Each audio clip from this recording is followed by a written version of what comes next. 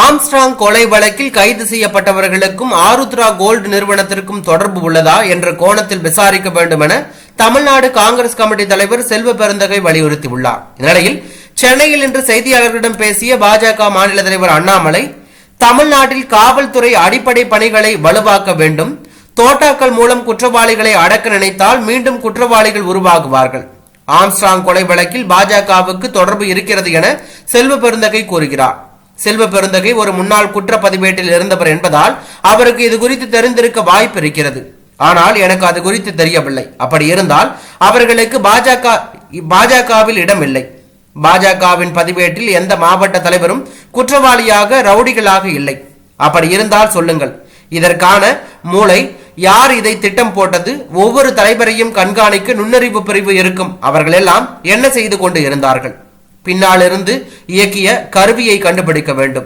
வெறுமனே 6 பேர் மட்டுமே பிடிபட்டு விட்டார்கள் என்று விட்டுவிடக் கூடாது. மாயாவதி கூறியது போல தமிழ்நாட்டில் சட்டம் ஒழுங்கு சீர்கெட்டு உள்ளது. இதில் அரசியல் இல்லை. எனவே இந்த விவகாரத்தில் முதலமைச்சர் விசாரணையை சிபிஐக்கு மாற்ற வேண்டும். தமிழகத்தில் தலித் சமுதாயத்தின் மீது வன்கொடுமை மற்றும் கொலை சம்பவங்கள் அதிகமாகி உள்ளது. தமிழ்நாட்டில் ஒரு நாளைக்கு சராசரியாக 8 முதல் 9 கொலைகள் நடைபெறுகின்றன. பாதுகாப்பற்ற சூழல் உள்ளது. தமிழகத்தில் பாஜகவில் வளர்ந்து வரும் பட்டியல் தலைவர்கள் கொலை செய்யப்பட்டுள்ளார்கள். அதனை காவல்துறை முன்பகை என கூறி முடிக்க பார்க்கிறது. முதலமைச்சர் காவல்துறையை சீர்திருத்தம் செய்ய வேண்டும் என கோரிக்கை வைக்கிறேன். காவல்துறையில் அடிப்படை பணிகளை வலுப்படுத்த வேண்டும். ஆருத்ரா விவகாரத்திலும் அது தொடர்பாக ஆம்ஸ்ட்ராங் கொலை வழக்கிலும் பாஜகவினர் தொடர்பு உள்ளதாக எழும் யூகங்களுக்கு பதிலளிக்க முடியாது. ஆருத்ரா விவகாரத்தில் பாஜகவினருக்கு தொடர்பு இருந்தால் 3 ஆண்டுகளாக ஆட்சியில் இருக்கும் திமுக ஏன் நடவடிக்கை இல்லை என்று அவர் கூறியுள்ளது பரபரப்பை ஏற்படுத்தி உள்ளது. இது ஒரு புறம் இருக்க, தற்போது வேலைவாய்ப்பற்ற இளைஞர்களுக்கான உதவித்தொகை பெற விண்ணப்பிக்கலாம் என வேலூர் மாவட்ட கலெக்டர் கூறியுள்ளது பரபரப்பை ஏற்படுத்தி உள்ளது. வேலைவாய்ப்பு அலுவலகத்தில் பதிவு செய்து 5 ஆண்டுகள் நிறைவு பெற்றவர்கள் இந்த திட்டத்தின் கீழ் 1000 ரூபாய் வரை உதவித்தொகையாக பெறலாம். தமிழக அரசின் வேலைவாய்ப்பற்ற இளைஞர்களுக்கான உதவித்தொகை திட்டத்தை செயல்படுத்தி வருகிறது. இந்த திட்டத்தின் கீழ் வேலைவாய்ப்பு அலுவலகத்தில் பதிவு செய்து 5 ஆண்டுகளாக வேலை இல்லாமல் இருப்பவர்கள் உதவித்தொகை பெற முடியும். 200 ரூபாய் முதல் 1000 ரூபாய் வரை இந்த உதவித்தொகை கொடுக்கப்படுகிறது. 10ஆம் வகுப்பு தேர்ச்சி பெறாதவர்களுக்கு மாதம் 200, 10ஆம் வகுப்பு தேர்ச்சி பெற்றிருந்தால் மாதம் 300 கொடுக்கப்படும். 12ஆம் வகுப்பில் தேர்ச்சி பெற்றவர்களுக்கு மாதம் 400, பட்டதாரிகளுக்கு 600 உதவித்தொகையாக வழங்கப்படும். ஆனால் இந்த தொகை காலாண்டிற்கு ஒரு முறை மொத்தமாக வங்கி கணக்கில் வரவு வைக்கப்படும். மாற்றுத்திறனாளிகள் வேலைவாய்ப்பு அலுவலகத்தில் பதிவு செய்து ஓராண்டு முடிந்திருந்தாலே இந்த திட்டத்தில் பயன்பெற விண்ணப்பிக்கலாம். மாற்றுத்திறனாளிகளுக்கு வருமானம் மற்றும் வயது வரம்பு கிடையாது. ஆனால் தமிழக அரசின் முதியோர் உதவித்தொகை பெறுபவர்களுக்கு இந்த திட்டத்தில் உதவித்தொகை பெற முடியாது. 10ஆம் வகுப்பு தேர்ச்சி பெற்ற அனைத்து மாற்றுத்திறனாளிகளுக்கும் 600 கிடைக்கும். 12ஆம் வகுப்பு தேர்ச்சி பெற்றவர்களுக்கு 750 கிடைக்கும். பட்ட படிப்பு முடித்த மாற்றுத்திறனாளியாக இருந்தால் 1000 உதவித்தொகை கிடைக்கும். இந்த திட்டத்தில் விண்ணப்பித்து தொடர்பாக வேலூர் மாவட்ட கலெக்டர் சுப்புலட்சுமி அறிவிப்பு ஒன்றை வெளியிட்டிருக்கிறார். அதில் வேலைவாய்ப்பற்ற இளைஞர்களுக்கான உதவித்தொகை வழங்கும் திட்டம் தமிழ்நாடு அரசால் செயல்படுத்தப்பட்டு வருகிறது. கடந்த 2019ஆம் ஆண்டு ஏப்ரல் 1ஆம் தேதி முதல் ஜூன் மாதம் 30ஆம் தேதி வரையிலான காலாண்டில் வேலைவாய்ப்பு அலுவலகத்தில் பதிவு செய்து தற்போது 5 ஆண்டுகள் முடிவு பெற்றுள்ள இளைஞர்கள் உதவித்தொகை பெற விண்ணப்பிக்கலாம். இதற்கான விண்ணப்ப படிவங்களை வேலூர் மாவட்ட வேலைவாய்ப்பு அலுவலகத்தில் பெற்றுக் கொள்ளலாம். மேலும் இணையதளத்திலும் இருந்து விண்ணப்பத்தை பதிவிறக்கம் செய்து கொள்ளலாம். பூர்த்தி செய்த விண்ணப்பத்துடன் மாற்றுச் சான்றிதழ் உள்ளிட்ட அனைத்து அசல் சான்றிதழ்களுடன் வேலைவாய்ப்பு அலுவலக பதிவு அடையாள அட்டை, குடும்ப அட்டை மற்றும் வேலூர் மாவட்டத்தில் உள்ள தேசியமயமாக்கப்பட்ட வங்கியில் தொடங்கப்பட்ட சேமிப்பு கணக்கு புத்தகம் ஆகியவற்றை வேலை நாட்களில் நேரில் வேலைவாய்ப்பு அலுவலகத்தில் சமர்ப்பித்து விண்ணப்பிக்கலாம். இதற்கு தகுதியானவர்கள் வேலைவாய்ப்பற்றோர் உதவித்தொகை பெற்று வருவார்கள். வேலைவாய்ப்பற்ற இளைஞர்களுக்கான உதவித்தொகை வழங்கும் திட்டத்தின் கீழ் வருவாய்த்துறையின் ஒட்டுமொத்த சான்றுடன் உதவித்தொகைக்கான விண்ணப்பம் சமர்ப்பிக்கப்பட்ட தேதியிலிருந்து 1 கழிந்து 2, 3ஆம் ஆண்டின் தொடக்கத்தில் பணியில் இல்லை என்ற சுய உறுதிமொழி படிவத்தை அளிக்க வேண்டும்.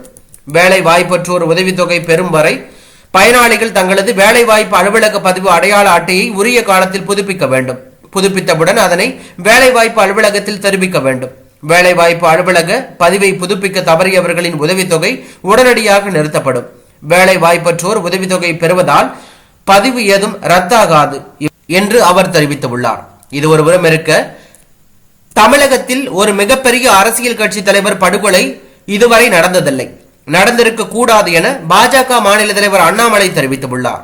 சென்னையில் படுகொலை செய்யப்பட்ட பகுஜன் சமாஜ் கட்சி மாநில தலைவர் ஆம்ஸ்ட்ராங்கின் ஐநாவரம் இல்லத்தில் அவரது உருவப்படத்திற்கு மலர் தூவி அஞ்சலி செலுத்திவிட்டு மனைவி மற்றும் குடும்பத்தினரை சந்தித்து தமிழக பாஜக மாநில தலைவர் அண்ணாமலை ஆறுதல் தெரிவித்தார்.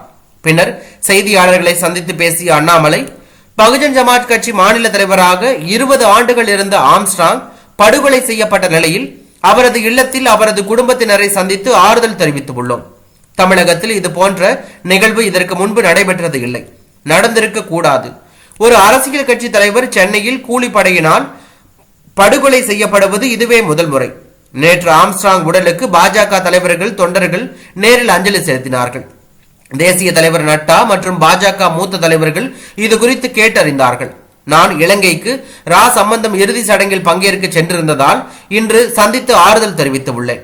நாளை மத்திய இணை அமைச்சர் தலைமையில் 11 மணி அளவில் இது தொடர்பாக டெல்லியில் பாஜக மூத்த தலைவர்கள் செய்தியாளர்கள் சந்திப்பு நடைபெற உள்ளது. ஆம்ஸ்ட்ராங் கொலை வழக்கை சிபிஐக்கு மாற்ற கோரி மத்திய இணை அமைச்சர் தலைமையிலான பாஜக மூத்த தலைவர்கள் உள்துறை அமைச்சர் அமித்ஷாவை நாளை சந்திக்க இருக்கிறார்கள்.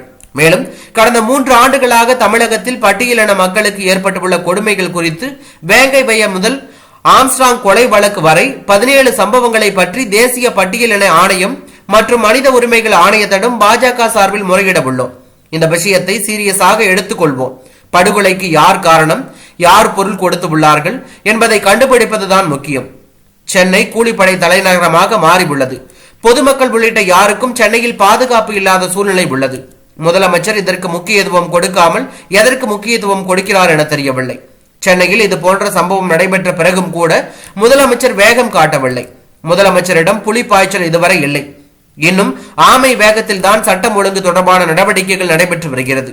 இப்போதாவது முதலமைச்சர் விழித்துக் கொண்டு உடனடியாக தக்க நடவடிக்கை எடுக்க வேண்டும். காவல்துறை சீர்திருத்தம் மேற்கொண்டு காவல்துறை அடிப்படை பணிகளை வலிமைப்படுத்த வேண்டும் என்கின்ற கோரிக்கையை முதலமைச்சரிடம் வைக்கிறேன். குற்றம் நடந்த பிறகு காவல்துறை மீது அழுத்தம் கொடுப்பது எப்படி? காவல்துறை மீது அழுத்தம் அளித்ததால் மாநில காவல் அதிகாரிகளின் மாநிலமாக மாறிவிடும். தமிழகம் அப்படி ஆகிவிடக் கூடாது. ஒரு நிகழ்வு நடப்பதற்கு முன்பு செய்ய வேண்டிய நடவடிக்கைகளை காவல்துறை அதிகாரிகள் மேற்கொள்ள வேண்டியுள்ளது. தமிழ்நாட்டில் ஒரு கொலை நடந்தவுடன் ஒரு பெரிய குற்றவியல் வழக்கறிஞரை தொடர்பு கொண்டு குற்றவாளிகளை சமாதானம் செய்ய கூறும் நிகழ்வுகள் நடக்கின்றன என அவர் கூறியுள்ளது பரபரப்பை ஏற்படுத்தி உள்ளது.